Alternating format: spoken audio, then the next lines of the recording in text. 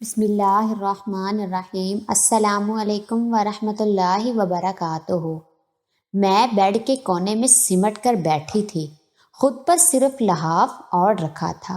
مجھ پر اس قدر خوف طاری تھا کہ لگتا تھا خوف کے مارے ہی مر جاؤں گی۔ شاید جو کچھ میرے ساتھ ہوا وہ آج تک کسی بھی لڑکی کے ساتھ شادی کی رات کو نہیں ہوا ہوگا۔ میں یہ جانتی تھی کہ شوہر کے نام پر مجھے ایک شفاق انسان ملے گا۔ میں ایک یتیم لڑکی تھی، یتیم خانے سے ہی وہ شخص مجھے نکاح کر کے لے کر آیا تھا۔ میں جانتی تھی کہ میرا آگے پیچھے کوئی ایسا نہیں جو کہ میرے شوہر سے اس کے رویے کے باعث پرس کر سکے۔ بے بسی، مجبوری میرے پاؤں کی سب سے بڑی زنجیر بن گئی تھی۔ شادی کی رات میں نے بہت زیادہ خواب تو نہیں دیکھے تھے، کیونکہ میں جانتی تھی کہ میں ایک یتیم خانے سے آئی ہوں۔ ہمارے لیے تو یہی بہت ہوتا ہے کہ ایک سہارا ہمیں مل جائے۔ وہ شخص 40 کے لگ بھگ تھا، دیکھنے میں بھی قبول صورت اور مناسب سا تھا، لیکن میں 20 سال کی خوبصورت اور حسینہ تھی۔ میرے عروسی لباس بھی میرے ہونے والے شوہر نے یتیم خانے کی انچارج کو دیا تھا۔ میں نے وہ پہن لیا، میری ہی ہم جولیوں نے مجھے تیار بھی کر دیا تھا۔ میں نے اس شخص کو نکاح کے بعد اس وقت دیکھا تھا جب وہ مجھے اپنے گھر رخصت کروا کر لے گیا۔ رخصتی کے وقت اس نے مجھے برقع نہ کہا۔ رخصتی کے وقت اس نے مجھے برقع پہنایا تھا، اس لیے میں نہیں جانتی تھی کہ میری قسمت کا خریدار کون تھا۔ بہرحال میں روتے دھوتے اپنے ہم جولیوں سے بچھڑ کر جمال کے ساتھ اس کے گھر پر آ گئی۔ وہ ایک متوسط گھرانے سے تعلق رکھتا تھا، گھر میں اکیلا ہی رہتا تھا، لیکن گھر ایک اچھے پوش علاقے میں صاف ستھرا بنا ہوا تھا۔ 3-4 کمروں کا مکان تھا جہاں رہنے والا بس وہ ایک ہی تھا۔ یتیم خانے کی انچارج نے مجھ سے یہ کہا تھا کہ اس نے تمہاری تصویر دیکھ کر تمہیں پسند کیا ہے۔ بہرحال میں نے اپنی آنکھوں میں کوئی زیادہ خواب نہیں سجائے تھے۔ میرا ہاتھ تھام کر جمال نے مجھے کمرے میں بٹھایا تھا، پھر کہنے لگا کہ اپنا برقع اتار دو، میں کچھ دیر بعد آتا ہوں۔ یہ کہہ کر وہ کمرے سے چلا گیا۔ میں نے اپنا برقع اتارا، کمرے کے ستائشی نظروں سے دیکھا، کیونکہ کافی خوبصورت فرنیچر میرے کمرے میں سجایا گیا تھا اور اس وقت پورا کمرہ پھولوں سے مہک رہا تھا۔ میرے دل میں شادی کے لیے امنگیں بھرنے لگی۔ میں خوش ہو گئی تھی۔ ابھی تک کہ محرومیاں مجھے جمال کے گھر پر پوری ہوتی ہوئی نظر آ رہی تھی، لیکن میں نہیں جانتی تھی کہ یہ میری آزمائشوں کی ابتدا ہے۔ بہرحال کچھ دیر بعد جب جمال کمرے میں داخل ہوا تو اسے دیکھ کر میرا دل یک بارگی سے دھڑکا تھا۔ اس کی سانولی رنگت، بھدے نئے نقش اور بھرا وجود دیکھ کر میرا دل تو جیسے پسیج کر رہ گیا تھا۔ مجھے لگا کہ یتیم خانے کے انچارج نے میرے ساتھ بہت بڑی زیادتی کر دی ہے، لیکن بہرحال یہ میری قسمت تھی اور میں اپنی قسمت سے لڑ نہیں سکتی تھی۔ ماں باپ تو تھے نہیں جو مجھ سے میرے رشتے کی بابت دریافت کرتے، مجھے تصویر دکھا کر میری رضامندی پوچھتے۔ یتیم خانے میں تو جیسا رشتہ آ جائے بس لڑکیوں کو بیاہ دیا جاتا ہے۔ میں نے اپنا دل کڑا کیا اور یہ سوچا کہ چلو ہوتے ہوتے مجھے اپنے شوہر سے محبت ہو ہی جائے گی۔ میں نہیں جانتی تھی کہ وہ شوہر نہیں بلکہ ایک شفاق انسان ہے۔ شادی کی رات بجائے میرے پاس بیٹھنے کے وہ سامنے اپنی ریوا لانگ چیئر پر بیٹھ گیا، اپنی ٹانگ پر ٹانگ رکھ کر جیب سے سگریٹ نکالی اور پینے لگا۔ میں دلہن بنی بیٹھی بیڈ پر سمٹ کر بیٹھی ہوئی تھی، اس کی بے باک نظریں میرے پورے وجود پر سفر کر رہی تھی۔ میں اس وقت بے حد نروس تھی، کچھ فطری سی بات تھی اور کچھ مجھے اپنے شوہر کی نظریں اچھی نہیں لگ رہی تھی، مجھے وہ راحت اور سکون نہیں بخش رہی تھی جیسا کہ اس رشتے کا تقاضا ہوتا ہے۔ سگریٹ پیتے ہوئے اس نے مجھے کہا کہ اے لڑکی اپنا دوپٹہ اتارو۔ یہ سن کر برجستہ میں نے اسے دیکھا، میں نے اس کی جانب دیکھا تھا تو میری آنکھوں میں حیرت تھی۔ شوہر کو تو چاہیے تھا کہ میرے پاس بیٹھتا، مجھے اعتماد میں لینے کی کوشش کرتا، لیکن اس نے جو کچھ میرے ساتھ کیا ناقابل فہم سی بات تھی۔ بڑے متکبرانہ تاثرات میرے شوہر کے چہرے پر دیکھ کر میں مزید گھبرائی تھی، سمجھ نہیں پا رہی تھی کہ کیا کروں کیا نہ کروں۔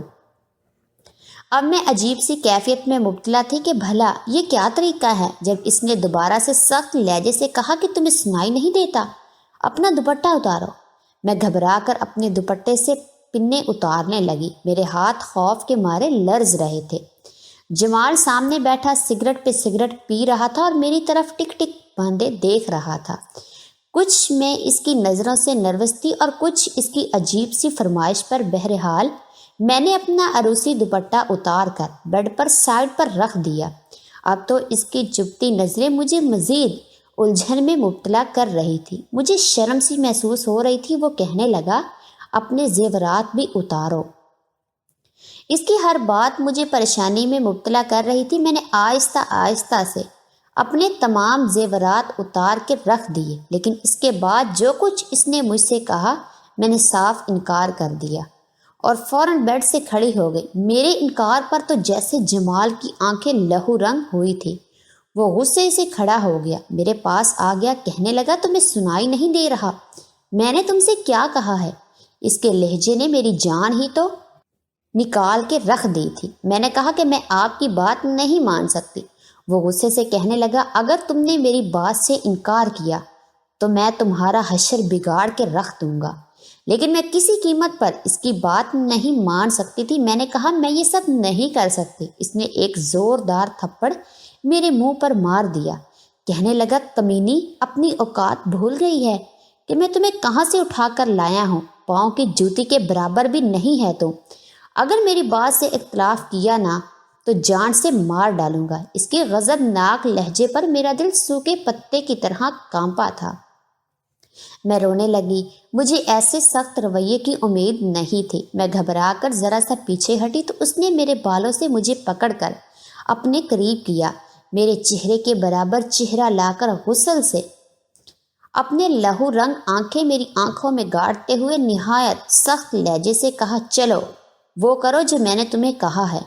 میری آنکھوں سے آنسو بہنے لگے۔ میں نے اس بے رحم شخص کے سامنے ہاتھ جوڑے اور کہا کہ مجھ سے ایسا کام مت کرواؤ، میں یہ سب نہیں کر سکتی۔ عورت تو شرم و حیا کا پیکر ہوتی ہے، اسے حیا میں ہی رہنے دو تو بہتر ہے۔ میری بات سن کر وہ ہنسنے لگا، کہنے لگا، جس جگہ سے تم آئی ہو کیا میں واقف نہیں کہ وہاں کیا کچھ نہیں ہوتا؟ میرے سامنے زیادہ ڈرامے بازی مت کرو۔ میں جانتا ہوں کہ یتیم خانے کی اڑ میں کیا کیا وہاں پر رنگ رولیاں منائی جاتی ہیں۔ جب تم وہاں موجود مردوں کے دل بہلا سکتی ہو، پھر میں تو زیادہ حق رکھتا ہوں۔ آخر تمہیں زمین سے اٹھا کر میں نے آسمان پہ لا کر رکھا ہے۔ اگر تم چاہتی ہو کہ میرا رویہ تمہارے ساتھ اچھا رہے تو وہی کرو جو میں تمہیں کہہ رہا ہوں۔ میں اسے حیرت سے دیکھ رہی تھی۔ ہمارا یتیم خانہ بالکل ویسا نہیں تھا جیسا وہ سمجھ رہا تھا۔ ہماری انچارج بہت اچھی تھی، اس نے ہمیں بالکل ماں کی طرح پالا تھا، ہماری حفاظت بھی کی تھی۔ میں یہ نہیں جانتی تھی کہ دوسرے یتیم خانوں میں یتیم لڑکیوں اور عورتوں کے ساتھ کیسا برتاؤ کیا جاتا ہے اور کون سے کھیل کھیلے جاتے ہیں، لیکن میں نے جب سے اس یتیم خانے میں آنکھ کھولی تھی، ہماری حفاظت بالکل ایسے کی گئی تھی جیسے سگی بیٹیوں کی جاتی ہے۔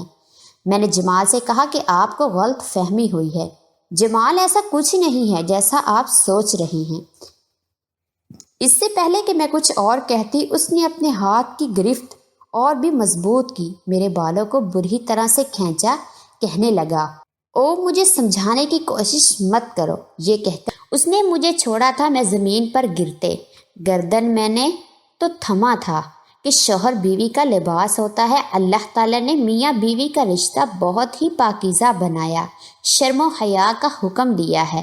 میاں بیوی کو ایک دوسرے کا لباس اس لیے کہا ہے کیونکہ لباس انسان کو ڈھانپ لیتا ہے، اور میرا شوہر کیسا تھا جو مجھے بے حجاب کرنے پر تلا ہوا تھا، وہ بھی یوں۔ میں فوراً کمرے سے باہر نکل گئی۔ میں ایک محفوظ پناہ چاہتی تھی جو مجھے اس گھر میں نظر نہیں آ رہی تھی، لیکن میں شاید اتنی خوش نصیب نہ تھی۔ وہ شخص فوراً سے میرے پیچھے لپکا، مجھے بازو سے پکڑ کر مجھے کمرے میں گھسیٹتے ہوئے لایا۔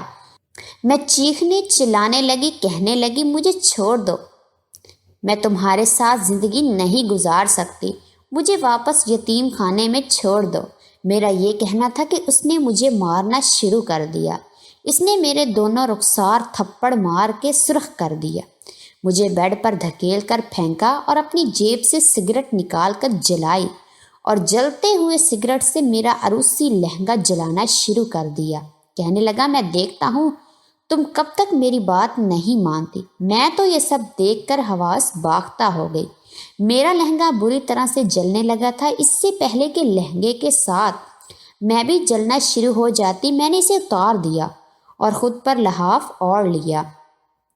مجھے یوں بے بس دیکھ کر وہ ہنستا ہوا کمرے سے باہر نکل گیا۔ میں بے بسی سی اپنی قسمت پر رو رہی تھی اور صبح تک میں یوں ہی روتی رہی۔ جب وہ صبح کمرے میں آیا تو اس کے ہاتھ میں ایک شاپر تھا۔ اس نے میرے منہ پر مار دیا۔ کہنے لگا، اس میں چند جوڑے ہیں، اسے پہن کر باہر آؤ اور مجھے ناشتہ بنا کر دو۔ اس کا لہجہ ویسا ہی تھا، حقارت سے بھرا ہوا۔ میں نے اپنا لباس تبدیل کیا اور روتے ہوئے کمرے سے باہر آ گئی۔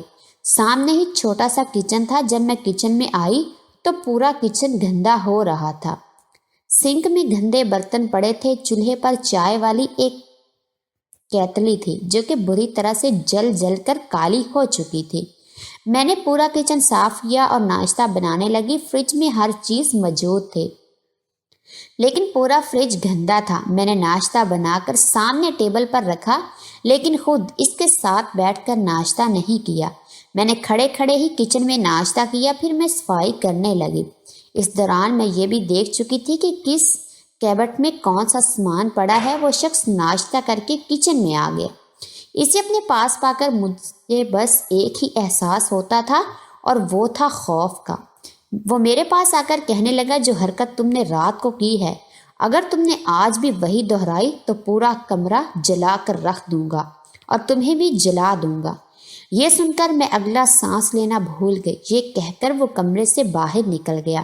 جب میں کھانا بنا کر کچن سے باہر آئی تو وہ گھر میں نہیں تھا۔ میں نے سکون کا سانس لیا تھا لیکن رات کے بارے میں سوچ کر میرا دل خوف سا ہونے لگا تھا۔ میں ابھی تک سمجھ نہیں پا رہی تھی کہ وہ شخص ایسا کیوں کر رہا ہے۔ اگر اسے ظلم و ستم کا نشانہ ہی بنانا تھا تو ایک یتیم بے سہارا لڑکی کو کیوں؟ وہ تو بیچاری بچپن سے ہی دکھ سہتی ہوئی اپنی زندگی گزار رہی ہوتی ہے۔ بہرحال میں نے سوچا کہ مجھے گھر سے بھاگ جانا چاہیے۔ نہ جانے یہ شخص رات کو میرے ساتھ کیا حمانیت کا مظاہرہ کرے گا۔ اس لیے میں اپنے کمرے میں گئی، چھوٹے سے بیگ میں اپنے چند جوڑے ڈالے جو وہ صبح کو لے کر آیا تھا اور باہر جانے لگی۔ جیسے ہی میں نے مین گیٹ کھولنا چاہا تو میرے ہوش اڑ گئے کیونکہ گیٹ کو باہر تالا لگا ہوا تھا اور پورا بند تھا۔ گھر میں کچھ بھی ایسا نہیں تھا جن کو پھلانگنا مجھ جیسی لڑکی کے بس کی بات نہ تھی۔ میں نے تمام کمروں کی کھڑکیاں کھول کر دیکھی لیکن سب پر لوہے کا جنگلا لگا ہوا تھا۔ مجھے لگا جیسے میں ایک قیدی ہوں۔ مجھے اپنی قسمت پر پھر سے رونا آنے لگا۔ روتے روتے ہی میں نے رات کا کھانا بنایا اور جب وہ شخص گھر کے اندر داخل ہوا میں خوف کے مارے اپنے کمرے میں جا کر دروازہ لاک کر کے بیٹھ گئی۔ میں اس کے آنے سے پہلے ہی کھانا کھا چکی تھی۔ میں اس کا سامنا ہی نہیں کرنا چاہتی تھی۔ مجھے اس سے ڈر اور خوف محسوس ہو رہا تھا لیکن 5 منٹ ہوتے ہی جب میرے کمرے کا دروازہ اس زور سے کھٹکا کہ میرا دل زور زور سے دھڑکنے لگا۔ بڑے غصیلے لہجے میں اس نے کہا کہ دروازہ کھولو ورنہ توڑ دوں گا اور تمہارا وہ حشر کروں گا کہ یاد کرو گی۔ جس کے ساتھ تم کمرے میں بیٹھی ہو، کون ہے کمرے میں تمہارے ساتھ؟ یہ سن کر تو میرے ہوش اڑ گئے۔ جس طرح کی حفاظتی اقدامات اس نے کر رکھے تھے، کون یہاں آ سکتا تھا؟ میں نے فوراً سے دروازہ کھول دیا۔ اس نے مجھے بڑے برے طریقے سے پیچھے دھکا دیا اور کمرے کی تلاشی ہی لینے لگا، کبھی بیڈ کے نیچے، کبھی پردوں کے پیچھے، یہاں تک کہ الماری کھول کے بھی دیکھنے لگا۔ میں نے کہا، آپ کیسی حرکتیں کر رہے ہیں؟ یہاں کوئی نہیں ہے۔ وہ کہنے لگا، پھر دروازہ کیوں بند کر کے لاک کر کے رکھا تھا؟ تم تو مجھ سے جھوٹ بول ہی رہی ہو۔ یہ کہتے ہوئے وہ واش روم میں چلا گیا۔ شاید وہاں دیکھ رہا تھا کہ میں نے کسی کو وہاں چھپا کے تو نہیں رکھا۔ میں سمجھ گئی تھی کہ شاید یہ شکی مزاج قسم کا شخص ہے۔ پورا کمرہ دیکھنے کے بعد کہنے لگا، اگر میں نے یہاں کسی اجنبی کو دیکھا تو تمہارے ٹکڑے کر دوں گا۔ یہ کہہ کر وہ کمرے سے باہر چلا گیا۔ رات کو اس شخص کی پھر سے وہی ایک بات تھی جو مجھے بری ہی نظروں میں گرانے کے لیے کافی تھی، لیکن اس بار میں نے اختلاف نہیں کیا کیونکہ مجھ میں مار کھانے کی ہمت نہ تھی۔ مجھے حیرت اس بات پر ہوئی کہ وہ شخص کمرے سے باہر نکل کر چلا گیا تھا۔ اس نے ابھی تک مجھے چھوا تک نہ تھا۔ اب تو یہ ہر روز ہونے لگا۔ وہ شخص مجھے بے حجاب کر کے باہر نکل جاتا تھا، پوری رات کمرے میں نہیں آتا تھا۔ ہمارے گھر میں رات کو چور گھسا ہے۔ میں اس وقت گہری نیند میں تھی جب مجھے کمرے کے باہر شور سا سنائی دیا۔ مجھے لگا جیسے میرا شوہر کسی سے لڑ رہا ہے۔ جیسے ہی میں کمرے سے باہر نکلی، سامنے دو مردوں کو اپنے شوہر کے سر پر پستول تانے دیکھا۔ میرا شوہر زخمی حالت میں تھا۔ یہ دیکھ کر تو میری حالت ہی خراب ہونے لگی۔ میں فوراً سے اپنے شوہر کے پاس چلی گئی۔ ان چوروں کو کہنے لگے کہ میرے شوہر کو کچھ مت کرنا، اسے کچھ مت کرنا۔ چور کہنے لگے کہ اگر تم چاہتی ہو کہ ہم تمہارے شوہر کو کچھ نہ کہیں تو جو بھی زیورات اور نقد تمہارے پاس موجود ہیں وہ ہم کو لا کر دو۔ میں فوراً سے اپنے کمرے میں چلی گئی۔ اپنی الماری کا تالا کھولا تو اس میں کچھ کیش تھا، تھوڑا بہت زیور بھی تھا جو کہ میرے شوہر نے مجھے مہر کے طور پر دیا تھا۔ میں نے وہ سب لا کر ان چوروں کے حوالے کر دیا۔ پیسے لے کر وہ وہاں سے چلے گئے۔ سونے لگی، بار بار اپنے شوہر کا چہرہ اور ہاتھ دیکھنے لگی کہ کہیں اسے زیادہ کوئی نقصان تو نہیں پہنچا، کیونکہ وہ شاید ان چوروں سے لڑ پڑا، اس لیے اس کے چہرے پر زخم تھے، اونٹ کے قریب خون بہہ رہا تھا۔ میں نے اپنے دوپٹے سے اس کا چہرہ صاف کیا، روتے ہوئے اس سے پوچھنے لگی کیا آپ نے کیوں ان سے لڑائی کی؟ وہ بھی چند پیسوں کی خاطر۔ میرے لیے نہ تو پیسہ اہمیت رکھتا ہے اور نہ ہی زیور۔ اگر آپ کو کچھ ہو جاتا تو میں اکیلی کیا کرتی؟ پہلی بار وہ مجھے یکٹک دیکھے جا رہا تھا، جیسے اسے میری باتوں پر یقین نہیں آ رہا۔ کہنے لگا تمہیں میری اتنی پرواہ کیوں ہونے لگی؟ میں نے کہا اس لیے کیونکہ آپ میرے شوہر ہیں۔ مجھے آپ کی پرواہ نہیں ہوگی تو اور کس کی ہوگی؟ میری بات سن کر اس کے چہرے پر رنگ ایک دم سا اڑ گیا۔ وہ فوراً سے اپنے کمرے میں چلا گیا، دروازہ بند کر لیا۔ لیکن اس رات میں بہت بے چین رہی۔ بار بار میرا دل یہی سوچ کر خوفزدہ ہوتا رہا کہ اگر میں وقت پر نہ پہنچتی تو وہ جو میرے شوہر کے ساتھ نہ جانے کیا کر بیٹھتے۔ بے شک میرے شوہر نے میرے ساتھ کبھی بھی اچھا رویہ نہ رکھا تھا۔ جتنا ذلیل مجھے کر سکتا تھا کر لیا تھا۔ وجہ تو میں نہیں جانتی تھی، لیکن جو کچھ میرے ساتھ ہو رہا تھا وہ زیادتی تھی۔ اس کے باوجود میں نے اس کے ساتھ اچھا ہی رویہ رکھا تھا۔ اس کی پسند کا کھانا بناتی تھی، پورا دن اس کے کام کرتی تھی۔ کبھی ایسا نہیں ہوتا تھا کہ اسے کسی چیز کی ضرورت ہو اور میں نے وہ پوری نہ کی ہو۔ میں جانتی تھی کہ میرا شوہر شکی مزاج ہے، اس لیے میں تیار بالکل بھی نہیں ہوتی تھی، بالکل سادہ رہنے لگی تھی۔ اب تو میرے شوہر کا رویہ بھی کچھ بدلنے لگا تھا۔ وہ بہت خاموش رہنے لگا، میرے کمرے میں بالکل نہیں آتا تھا۔ ایک بار میں کچن میں برتن دھو رہی تھی اور کچن کی صفائی کر رہی تھی۔ اکثر میں رات کو ہی پورا کچن صاف کر کے سوتی تھی اور اسی وقت میرا شوہر چائے کا بھی کہہ دیتا تھا۔ آج کل بہت چپ سا تھا۔ میں سنک میں رکھے گندے برتن دھو رہی تھی کہ جب وہ کچن میں آیا، میں سمجھ گئی کہ اس نے چائے پینی ہے، اس لیے میں نے فوراً سے چولہے پر چائے کی کیتلی چڑھا دی، کیونکہ میں اس کا ہر کام اس کے کہنے کے بنا کر دیتی تھی۔ یہ دیکھ کر وہ مجھ سے کہنے لگا ایسا کرو، جا کے آرام کرو، میں اپنے لیے چائے خود بنا لوں گا۔ میں نے کہا نہیں، میں بنا دیتی ہوں، ویسے بھی ابھی مجھے کچن بھی صاف کرنا ہے۔ میرا یہ کہنا تھا کہ وہ میرے سامنے آ کر کھڑا ہو گیا۔ کہنے لگا کہ کچن صبح بھی صاف ہو سکتا ہے، ضروری نہیں ہے کہ تم سارا کام کر کے ہی سو گی۔ ایسا پہلی بار ہوا تھا کہ اس نے ایسے جملے میرے ساتھ بولے تھے، ورنہ شروع میں تو وہ مجھ پر بہت سختی کرتا تھا۔ کہتا تھا پورا گھر چمکانے کے بعد تمہیں سونے کی اجازت ہے، اس لیے مجھے عادت سی ہو گئی تھی۔ میں نے کہا نہیں، کوئی بات نہیں، میں آپ کو چائے بنا کر دے دیتی ہوں، لیکن اس نے انکار کر دیا۔ کہنے لگا جاؤ، جا کر آرام کرو، مجھے تم ویسے بھی تھکی سی لگ رہی ہو۔ یہ سن کر میں حیرت سے اسے دیکھنے لگی۔ یہ بات سچ تھی کہ چند دن سے واقعی میں تھکی سی تھی۔ گھر کے کام مسلسل کرنے سے میرے چہرے پر اب تھکن کے آثار ظاہر ہونے لگے تھے، اور دوسری بات یہ کہ مجھے اپنے شوہر کی سنگت کی خواہش بھی ہونے لگی تھی۔ وہ جیسا بھی تھا، مجھے زندگی تو اسی کے ساتھ گزارنی تھی۔ میں اپنے کمرے میں آ گئی، کچھ دیر ایسے ہی لیٹی رہی، پھر خیال آیا کہ کیوں نہ اپنے شوہر سے بات کرتی ہوں، آخر وہ مجھے کس بات کی سزا دے رہا ہے، میرے پاس کیوں نہیں آتا؟ یہ سوچ کر میں اٹھ کر بیٹھ گئی۔ سوچا کہ بات کر لینے میں کوئی حرج نہیں ہے، وہ میرا شوہر ہے، اس سے نہیں کہوں گی تو پھر کس سے کہوں گی؟ میں کمرے سے باہر نکلی اور اپنے شوہر کے کمرے میں چلی گئی، لیکن سامنے جو منظر میں نے دیکھا، میرے ہوش اڑ کر رہ گئے۔ وہ جائے نماز بچھائے رو رہا تھا، نہ جانے اسے کس بات کا غم تھا، وہ کیوں رو رہا تھا میں سمجھ نہیں پائی، لیکن جیسے ہی اس نے مجھے دیکھا تو فوراً سے اٹھ کر بیٹھ گیا، اپنی آنکھوں سے آنسو صاف کیے جائے نماز طے کر کے رکھنے لگا، پھر کہنے لگا تم یہاں کیوں آئی ہو؟ میں نے کہا آپ کیوں رو رہے تھے؟ وہ کہنے لگا یہ میرا اور میرے اللہ کا معاملہ ہے۔ مجھے حیرت ہوئی کہ وہ نماز بھی پڑھتا ہے، اللہ کو بھی یاد کرتا ہے، جو کچھ اس نے میرے ساتھ کیا تھا وہ تو بالکل ہی غیر انسانی سلوک تھا۔ میں تو سمجھی تھی کہ اس کا اللہ سے کوئی واسطہ نہیں ہوگا، ورنہ وہ اتنا سنگ دل نہ ہوتا۔ مجھے وہی کھڑا دیکھ کر کہنے لگا تم جاؤ یہاں سے، لیکن میں اس کے پاس آ گئی، اس کے ساتھ لگ گئی۔ میں نے کہا آپ کیوں مجھ سے دور رہتے ہیں؟ میری بات سن کر اس نے فوراً مجھے خود سے الگ کیا، کہنے لگا جاؤ یہاں سے۔ مجھے لگا جیسے وہ مجھ سے کچھ چھپا رہا ہے۔ میں نے کہا میں آپ کی بیوی ہوں، آپ کیوں مجھ سے اپنی ہر بات شیئر نہیں کرتے؟ میاں بیوی تو ایک دوسرے کے ساتھ ہی ہوتے ہیں۔ اللہ تعالیٰ نے دنیا میں سب سے پہلے رشتہ میاں بیوی کا بنایا ہے تاکہ عورت اور مرد کو ایک دوسرے کی کمی محسوس نہ ہو، وہ آپس میں بات کریں اور خوشگوار زندگی گزاریں۔ میری بات سن کر وہ کہنے لگا عورت بے اعتبار ہوتی ہے، میں نے بہت بڑے دھوکے کھائے ہیں، اس لیے مجھے کسی بھی عورت پر بھروسہ نہیں ہے۔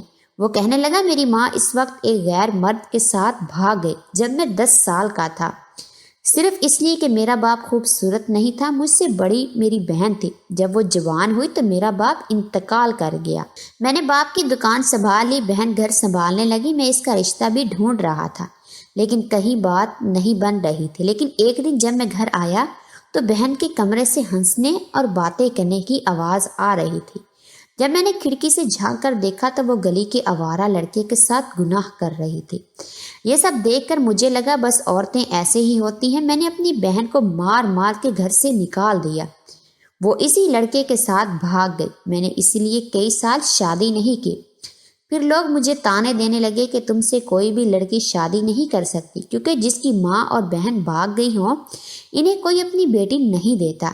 یہ سب سن کر میں نے یتیم خانے سے جا کر شادی کی بات کی اور تم سے شادی کر لی، لیکن تمہیں دیکھتے ہی مجھے اپنی ماں اور بہن کی حرکتیں یاد آنے لگی، اس لیے میں تم سے اس بات کا بدلہ لینے لگا۔ لیکن جس دن چور گھر پر آئے تھے تو تمہیں اپنے لیے اس قدر پریشان اور روتا ہوا دیکھ کر مجھے حیرت ہوئی تھی کہ جیسا برا رویہ میں نے تمہارے ساتھ رکھا، تمہیں تو مجھے مروا دینا چاہیے تھا، لیکن تم نے سارا پیسہ اور زیور ان چوروں کو دے دیا۔ میرے لیے تم رو رہی تھی، یہ دیکھ کر میرے خیالات تمہارے لیے بدلنے لگے، لیکن مجھے اپنے رویے پر پشیمانی ہونے لگی، اس لیے تمہارے پاس آنے کی ہمت نہیں ہوئی، میں تمہیں اپنے قابل نہیں سمجھتا۔ یہ کہتے ہوئے وہ رو رہا تھا۔ میں نے کہا جمال، میرے دل میں آپ کے لیے کوئی بدگمانی نہیں ہے، اور اگر تھی بھی تو وہ ختم ہو گئی ہے۔ جو کچھ جمال کی ماں اور بہن نے کیا وہ واقعی غلط تھا، کسی بھی مرد کو بدگمان کر سکتا تھا۔